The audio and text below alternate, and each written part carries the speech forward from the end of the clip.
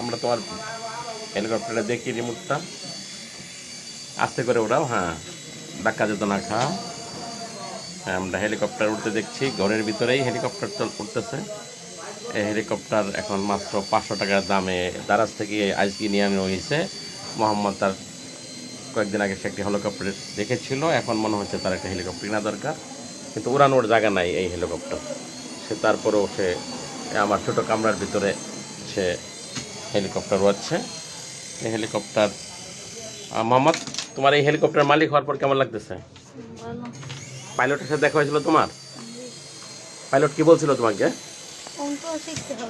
অঙ্ক তো শিখতে হবে, তাহলে তো অঙ্ক ভালো করে শিখতে হবে। তুমি যে একটা হেলিকপ্টার আবিষ্কার করতে চাইছিলে, এটার কি অবস্থা? বানাবে ইনশাল্লাহ না? আচ্ছা, আমরা এই যে মানচিত্র দেখছো, ওই যে মানচিত্র, ওটা কোন দেশে যাবে হেলিকপ্টার বানায় বলো দেখি? ওই যে মানচিত্রটা, কোন দেশে যাওয়ার ইচ্ছে তোমার? সৌদি আরব হজ করতে? আচ্ছা, আর কোন দেশে যাবা? তুরস্কে যাবা ড্রোন বানাইতে? তুরস্ক কেন যাবা গুলে গুলে? তুমি তুরস্কে একটা ভাষা বলো তো দেখি, গুলে গুলে।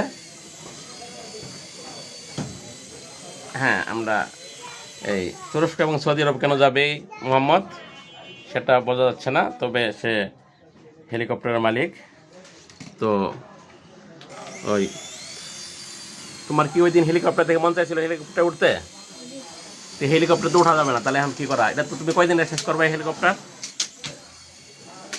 ভেঙ্গে চুরে সব শেষ হয়ে যাচ্ছে তার হেলিকপ্টার।